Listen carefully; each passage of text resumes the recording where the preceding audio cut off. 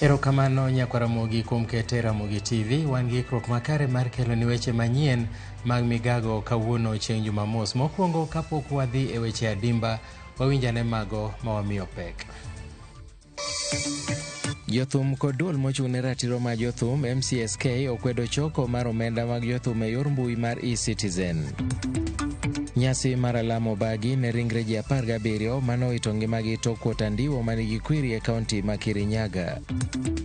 As a party, when Raila comes back from German, we are going to sit as Central Committee to make a pronouncement on the future of ODM. And I want to tell you, there is no cause for alarm. Jakom mar ODM John Badi onyiso jokanyo mag duond burano ni dhi Raila e AU ok bi ketho duond burano.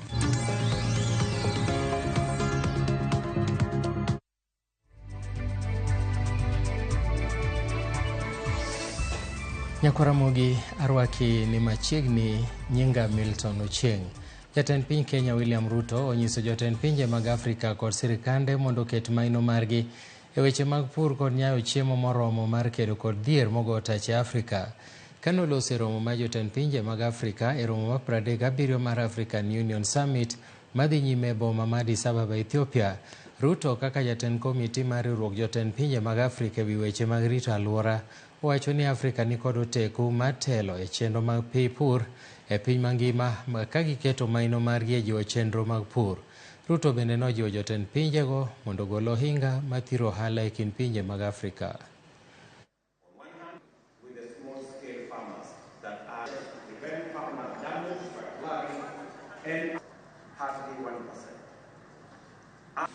We should do everything to prioritize agriculture and food security. There is urgent need to direct our investments into adaptation, especially in attaining food sovereignty. Last year, as you all know, through the Africa Climate Summit, we made a significant shift in the continent's climate narrative and made commitments on being part of the solution to the climate challenge. In the Nairobi Declaration on climate change and call to action that was adopted at the end of the summit, the continent made commitments to, and I quote, redouble our efforts to boost agricultural yields through sustainable agricultural practices to enhance food security while minimizing negative environmental impacts, end of quote. The African position is aligned with the breakthrough agreements reached in Dubai last year under the UAE Consensus Outcome and the Emirates Framework for Global Climate Resilience, which focuses on giving priority to adaptation to enhance global resilience and reduce global vulnerability by 2030. Moko kuom jod bura mag ODM okwedo weche maliekore ni duond bura mar ODM nyalo bedo mayom ponono ni Raila Odinga yudo lemo ma jakom riwruok pinje Afrika. Jakom mar ODM John Badi kod jaod bura ma Suna East Junet Mohamed owacho ni ODM pod biro bedo motegno kata ka jatendgi yudo lemo ma jakom riwruok pinje mag Afrika. Kane giloso e sub-county ma Suna East, Mbadi nowacho ni Raila pod biro bedo jatendgi kendo nyiso johera mag ODM ni kik bed gi kibaji kaluwore ni ODM biro bago romo ma chiwo negi ler tok Raila duogo pacho kowuok e piny Jerman. Jaod bura ma Suna East Junet Mohamed to korka kore owacho ni Odinga nigi chenro mar kaka obiro tayo duond bura mar ODM kod riwruok pinje mag Afrika kapo ni obedo jakom.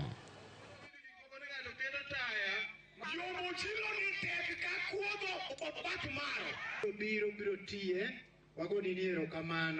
want to be very clear about this speculation and talks about Raila Amolo Odinga expressing interest to become the chairman of African Union Commission.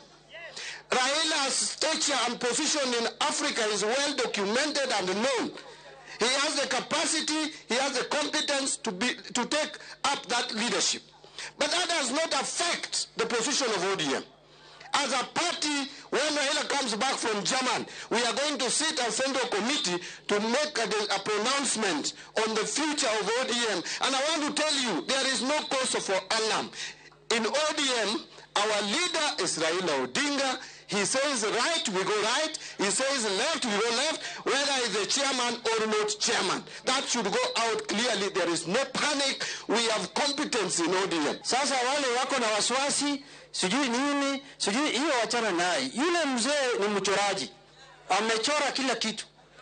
Amechora vile atakuwa AU, vile atakuwa ODM na vile Kenya itaendelea. Amechora yote.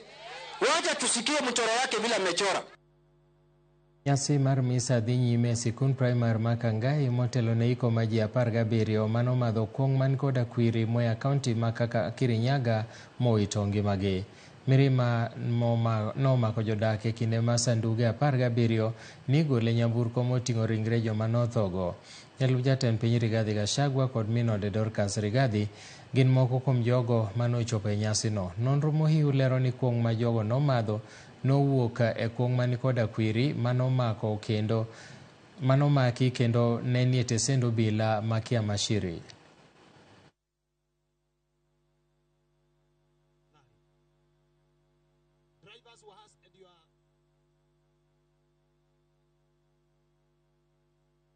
Na Kenjis Wakirira huyo amesema asante sana kwa wakati huu ambao tayari wamepangwa. Kwa hivyo tafadhali, hatutakuwa tunakaa chini, Mheshimiwa Naibu wa Rais, na watoto wetu, baba zetu, mama zetu wanauliwa kwa sababu ya a few greedy people ambao wanataka kuweka tumbo zao mbele ya maisha ya watu wa Kirinyaga.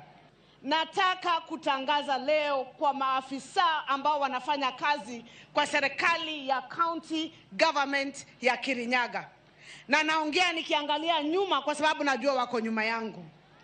Nimeambiwa na kwamba niko na staff wangu 11 ambao wako kiasi ya directors na below wako na bars zao kama biashara. This is the directive from me. Utachagua hiyo bar ama kufanya kazi kwa county government ya Kirinyaga. From today, if you own a bar, you will not come to work for Kirinyaga county government. Jothum mawuok e counties duto mapacho kako duol matayo chenro mag ratich jothumbe MCSK okwedo okang' ma sirikal dwa kawo mar mondo mi ochul osuru mijuogo oganda kuom tiyo gi thumbe ma dho ngere dendo ni copyright kokalo e mbui mar eCitizen. Koloso manzoni e kinde romo ma higa ka higa mar Music Copyright Society, jata tije Ezekiel Mutua owacho ni okang' ma sirikalno ok nyal tiyo kaluwore ni sirikal ok sir lwedo jothum kata jower moramora e golo wer, kendo ni wer en kaka mwandu jathum owuon. Mutua nonyiso sirikal ni kik tem gimoramora manyalo miyo gidhi e doho kaluwore ni doho kong'ado burani chenro ni en ataro mar pen chike ma pacho ka to biro nyiso picha marach ne jatend piny. Jakom MCSK Lazarus Muli okwayo sirikal mondo okony e keto chike mager marito ratiro mag jothum. E-Citizen system ya kuokota pesa ya wanamuziki. Let me announce here in Manzoni, it will not work. Yes.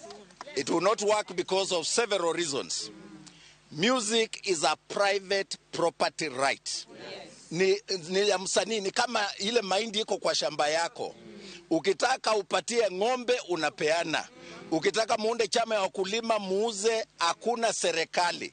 The government does not help musicians to produce their music. Yes. The government does not buy the music. Yes. I think some of these people do not understand that how copyright works. Copyright is a private property. Yes. So we want to make it very clear, because we went to school and we worked in government for a long time. Please do not try something that will end up in court and will be declared unconstitutional. Yes. Do not give the president a bad name. You cannot administer private rights. So government, don't try that.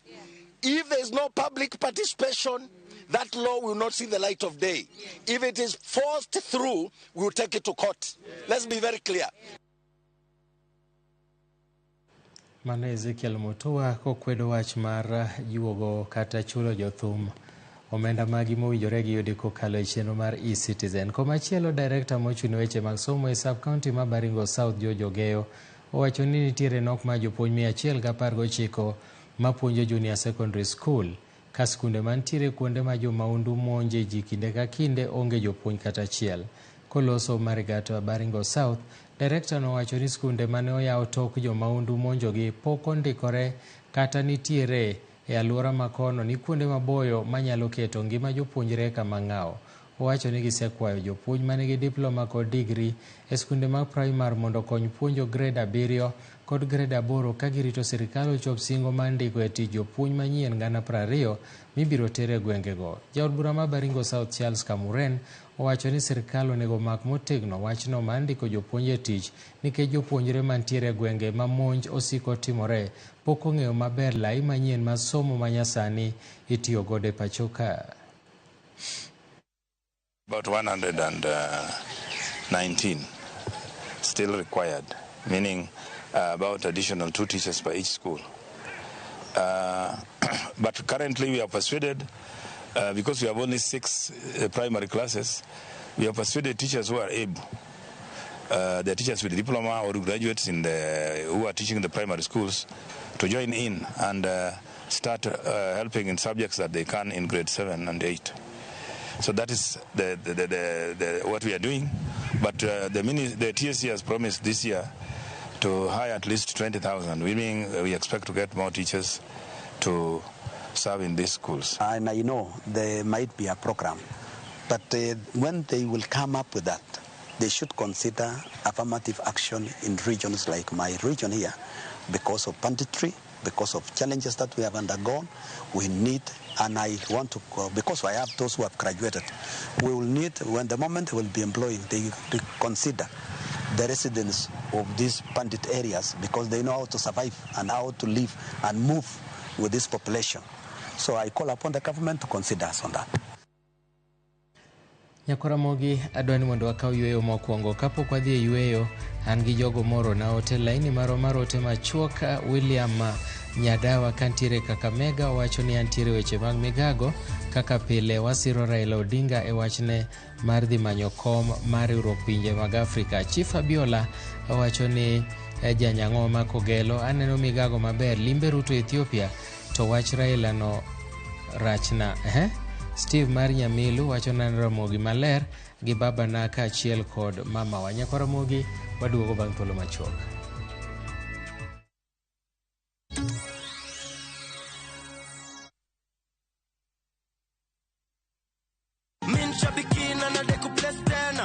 Jina naitwa Charles Swanya Marieli, kaachi hapa Nairobi. Wakati nilijaribu ndio nikapata simu. Hongera wewe ni msindi wetu wa 13 out of 15.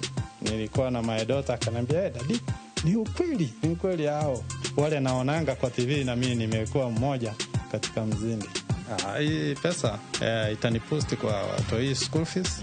Kila mtu yuko na bahati yake. Akijaribu atatoka bure. Wajaribu sabiki ni ya ukweli. Bonuses nazo ni no. Kuanzia 12, 13 and 14 correct predictions. Unacheza na 99 bob tu. Chukua simu yako. Ingia www.shabiki.com. Fungua jackpots. Click on super jackpots. Chambua game zako safi. Review bit slip yako. Ukiona iko sawa, place bet. Alafu sasa unategea games zichezwe. Shabiki Super Jackpot. Ni time yako. Minadai wote twende hivi. Not for persons under the age of 18. Shabiki.com is authorized and regulated by BCLB license number 587. Hi there, I'm your new friend Panda from Paokwa. Come along for our adventure today as we take you through the hummingbird tales. Kim and I are going on a camping trip with our scouts troop. But first, Tilly, AJ, Kim and Pendo will explore some inspiring African stories. We will learn together about Dr. Rachel Masake. Can I ask you what you are good at? Maybe you can draw or run the fastest in your class. The little ones of all ages will continue learning as they watch the best content on the go only on Viusasa. There is so much to explore. In the heart of Nairobi City, this February, a divine convergence will take place at Nyayo National Stadium. The churches of Kenya extend a heartfelt invitation to you as we welcome God's servant, Pastor Benny Hinn, renowned for signs, healing, and miracles.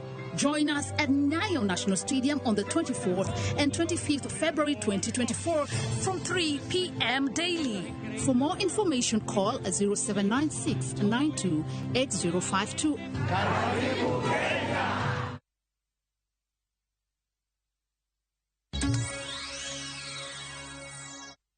Machiegni, Migago mar somo e kaunti ma Siaya okwayo joma chunygi lendo mondo mi okonye tieko achiedh nade mar pi kod alwora mochido ma ochocho ngima jopuonjre e chenro mag somo e kauntino.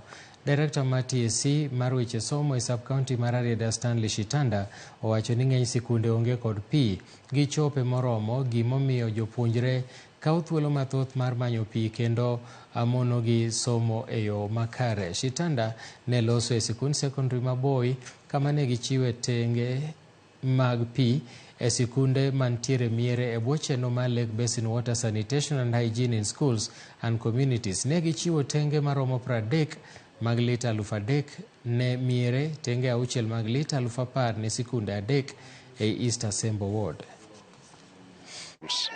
We are normally concerned about two major issues. One basic issue about sanitation is water.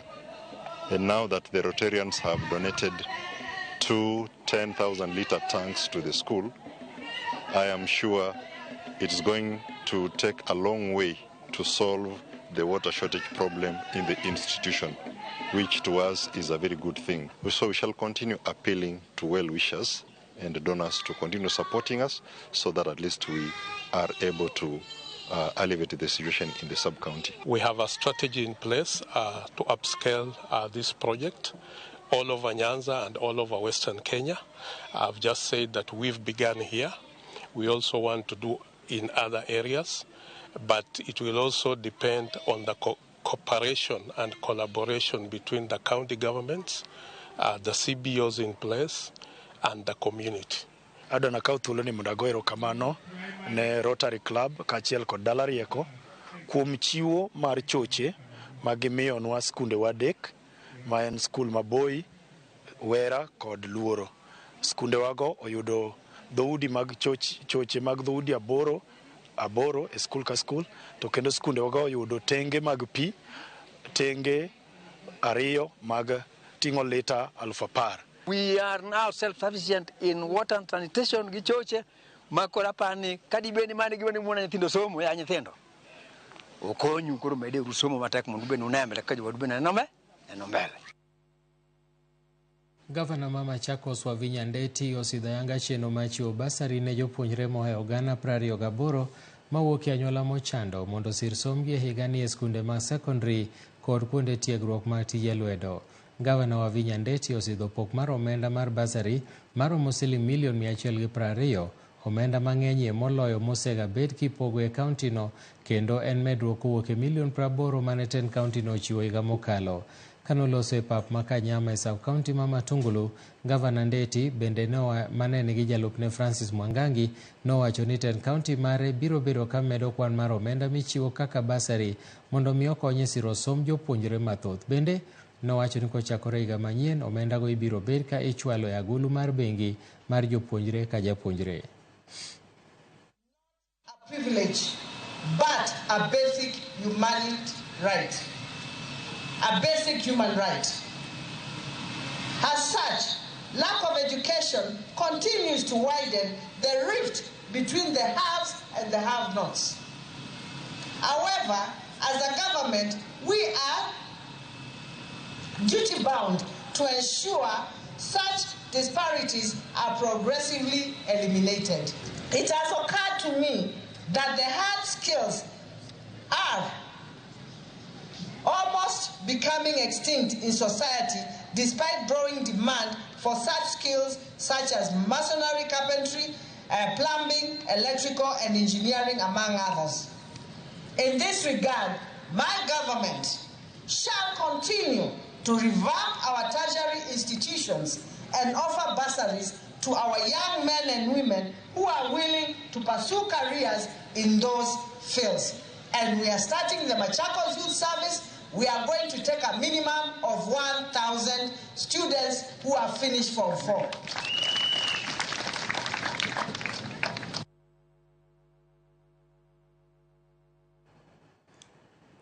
Mana kamano, mano weche mag basari ing'e kaka somo en gino machuno ni oganda nyaka yud kaka ginyalo somo.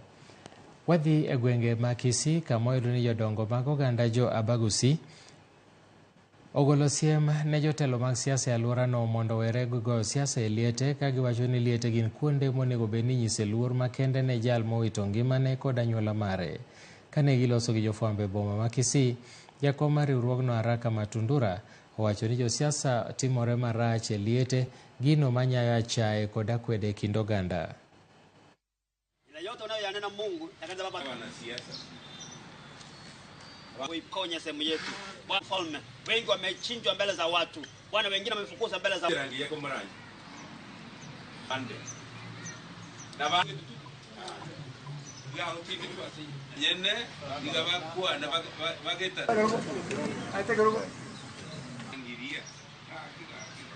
Tumekuja kuongea juu ya jambo moja tu, na hii ni juu ya amani ya Gusii kama community. Gusii amani yake imeanza kutobika, imeanza kuwa mbaya kupitia kwa viongozi wetu. Viongozi wetu wanakuja kwa Masisi, na hii ndio kitu tutapiga marufuku kabisa leo.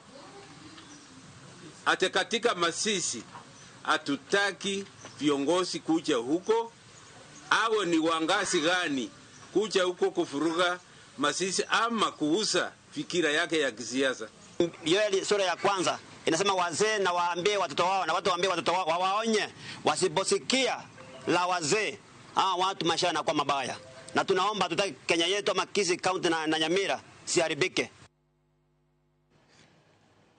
Mana kamano aneno kanyo ka nitiere jal mondiko nwa weche manyien choponwa kare an JD ka nitiere Nairobi, kaito Jakabla na Abraham ogwedhi kowuok Kisumu, kowuok Kisui Mbita. Ramogi TV ler mokalo. Wadhi nyime.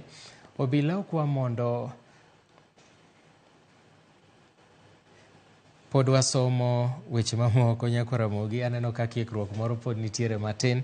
Kar kamano Gladys Onyango ka nitiere Nyasore Kabondo iwachonwa nuneno Ramogi TV yo makare, kendo midhiero manche nitiere chande odhi kagima koro rumo. Valentine Anyango ka nitiere Kabuoch, in bende iwacho ni nenowa maber mokalo. Michelle iwacho ni in bende in kodwa tikwayo thum moramora, thum biro bang'e. Kaito ote machielo en mar Laura kowuok Bondo, in bende iwacho ni nenowa yo makare ka ubudho kanyo gi jonyuol ni Vicky kachiel kod Charles. Mago gin moko kuom ote museoronwa. Bende kwang'iye Facebook page kaya chande jogo maluwowa Charles Odero wacho ni Ramogi TV biro ni yo makare kendo imedo nenowa koro sani oler. Ang'e ni nitie midhiero moro matin, kar kamano sani ageno nunenowa maler. Nok mar yedhe ute mag thieth ohinga maduong' e kedo gi tuoche mojwang' e pachoka. Kar kamano sirikal ma pachoka ijiwo mondo ket maino loso yedhe thurka manyalo konyo tieko chuth tuoche makamago. Kaka Joyce Oduor leronwa, piny Kenya bende geto mar bedo e kind pinje 50 manyaka sani osekedo motieko chuth tuoche moko mojwang', ka bende piny Kenya osechwalo ne riwruok mochung' ne thieth e piny mangima WHO chenro mar higni 5 mibiro tigodo e tieko chuth tuoche mojwang'. Joyce Oduor nigi mathoth. Odiochieng' mogik mar romo mar 14 mar KEMRI motis ni KEMRI Annual Scientific and Health Conference oyangore ni tuoche mojwang' thoro landore ahinya e pachoka nikech sirikal okoso keto maino e kedo gi tuochego kendo onge yedhe e ute thieth. Kaluwore kod jalony e kedo gi tuoche mojwang' Laktar Pauline Mwinzi, yedhe mantiere thothgi imiyo mana nyithindo kende. The challenges for the past 20 years that we continue to face, first of all, we've made really great progress. Yeah, we've made great progress to the point where now we have up to 50 countries having eliminated at least one neglected tropical disease. But we continue to face challenges of availability of the medicines that are needed.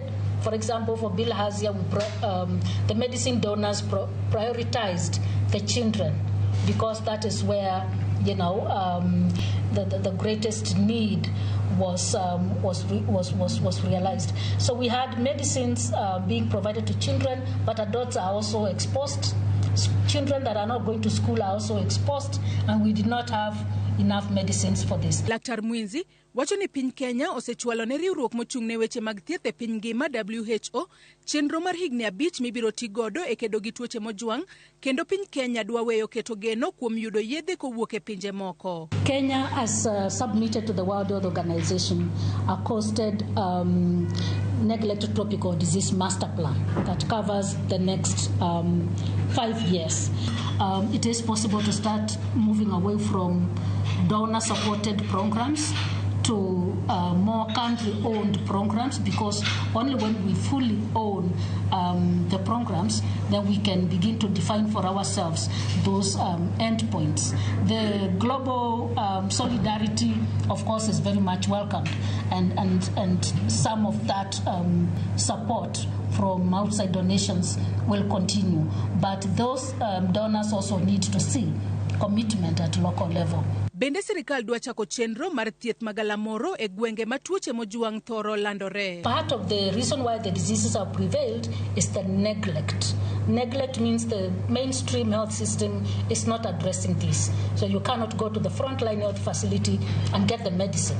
The medicines are not being procured, they are not being prioritized by many of the countries that target them. Luckily, Kenya has now started procuring these medicines, and that's a really significant step. Riwruok mochung' ne weche mag thieth e piny ngima oketo maine tuoche mojwang' 20 magidwa ni pinje orakre godo. I'll mention the priority ones that we are focusing on in this region, which represent 90% of the burden, and they include bilharzia. They also include elephantiasis, okay, which we scientifically call lymphatic filariasis. We see a lot of this at the coast, and at the same time trachoma, which is a disease of the eye caused by bacterium, and we see this a lot among pastoralist communities. Romo no mar 14 mar Kemri Annual Scientific and Health Conference manochako tich ariyo jumani norumo kawuono ka geno nitiere ni nonro matuti biro bed kitimo, kendo piny Kenya biro bedo kanyo yedhe e pachoka. Joyce Oduor, Ramogi TV, Nairobi. Nyakoromogi yiena mondo atieke gi kanyo odwa mar kawo weche manyien odich mokalo, kendo waiko ni mathoth mwabro miyi e seche mag odhiambo e weche manyien mag ang'ich welo kod weche mag oimore koromo saa 1 gi saa 3 mar otieno kaluwore kamano. Bang' thuolo machuok koromo saa 8 waduogo kendo gi paw tuke. Nyinga Milton Ochieng' Awuor, bed gi gikodira majaber.